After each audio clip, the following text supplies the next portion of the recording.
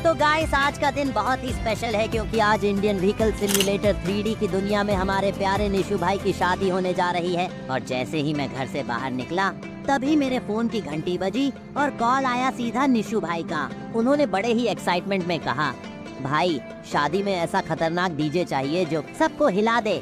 ऐसा धमाल मचना चाहिए कि गांव से लेकर शहर तक लोग याद रखें।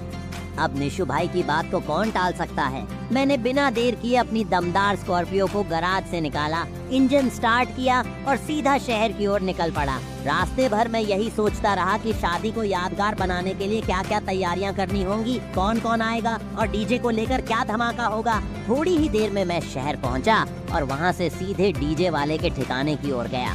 वहां 2 डीजे पिकअप गाड़ियां खड़ी थीं, एक छोटी और दूसरी बड़ी, और दोनों ही जबरदस्त साउंड सिस्टम से लैस। मैंने सोच समझकर बड़ा वाला डीजे पिकअप सिलेक्ट कर लिया क्योंकि निशु भाई ने पहले ही कह रखा था कि डीजे में कोई कमी नहीं होनी चाहिए। डील फाइनल करते ही डीजे वाले भाई ने वादा किया कि शादी वाले दिन वह खुद अपने हाथों से डीजे निशु भाई के घर भिजवा देंगे। मैं खुशी खुशी अपनी स्कॉर्पियो लेकर वापसी के लिए मुड़ ही रहा था कि तभी डीजे वाले भाई की कैंपर गाड़ी कीचड़ में बुरी तरह फंसी हुई दिखी और वो मुझसे बोले, भाई जरा हेल्प कर दो, निकाल नहीं रही। अब मदद तो बनती थी। मैंने स्कॉर्पियो को बैक किया, टोचन कनेक्ट किया और 2-3 ट्राई के बाद उस मिट्टी में धंसी हुई कैंपर को खींचकर बाहर निकाल ही लिया। भाई साहब, वो कैंपर इतनी बुरी तरह फंसी थी कि एक पल को तो लगा स्कॉर्पियो भी जवाब दे देगी, लेकिन हमारी स्कॉर्पियो भी किसी शेर से कम नहीं थी। कैंपर को बाहर निकालते ही मैं सीधे निशु भाई के घर की ओर निकला, लेकिन रास्ते में फिर एक बार निशु भाई का कॉल आता है और वो बोलते हैं, भाई मैं एक थार खरीद चुका हूँ शहर से, तू जाकर शोरूम से उठा ला और सीधा उसे मॉडिफाई करवा देना। पेमेंट भी हो चुका है। अब मैं फिर से मोड बदलता हूँ और इस बार मेरा मिशन है महिंद्रा की न्यू ब्लैक थार को शोरूम से लेना और उसे मॉडिफिकेशन के लिए तैयार करवाना। मैं महिंद्रा शोरूम ढूंढता हुआ एक अजनबी अंकल से रास्ता पूछता हूँ। वो मुस्कुराकर बताते हैं और आखिरकार मैं शोरूम पहुँच जाता हूँ। मैंने स्कॉर्पियो को साइड में पार्क किया। वहाँ पर खड़ी थी ब्लैक कलर की ब्रांड न्यू थार, एकदम रॉयल, एकदम खतरनाक लुक के साथ, जैसे किसी रॉयल वेडिंग के लिए ही बनी हो। और शोरूम वालों से बात करके थार को ले लिया।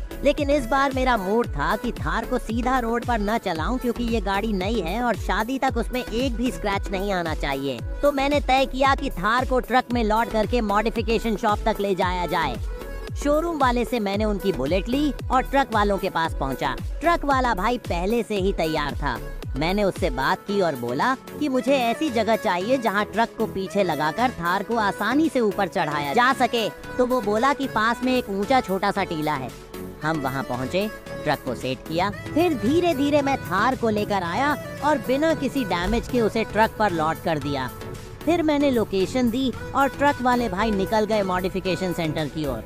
कुछ देर बाद मैं खुद अपनी स्कॉर्पियो लेकर बेनी की शॉप पहुंचा, जहां पर ट्रक पहले ही पहुंच चुका था। मैंने स्कॉर्पियो को पार्क किया, ट्रक को धीरे धीरे बैक किया, हाइड्रोलिक को ऊपर किया और बड़ी सावधानी से थार को अनलोड किया। बेनी जो मॉडिफिकेशन का मास्टर है, उसे मैंने बुलाया और बोला, भाई इस थार को ऐसा बनाना कि लोग देखते ही रह जाएं। 22 इंच के alloy wheels, dual exhaust, LED headlights, sunroof और सबसे जरूरी दोनों साइड निशु भाई का कस्टम लोगो लगाना है। अब जब तक बेनी अपनी कला दिखाता है तब तक के लिए जुड़े रहिए। वीडियो को लाइक कीजिए, चैनल को सब्सक्राइब कीजिए ताकि अगली वीडियो आपसे मिस ना हो जाए। चलिए फिर मिलते हैं शादी के धमाकेदार एपिसोड में। तब तक के लिए बाय बाय और रहिए रेडी पूरी मस्ती के साथ।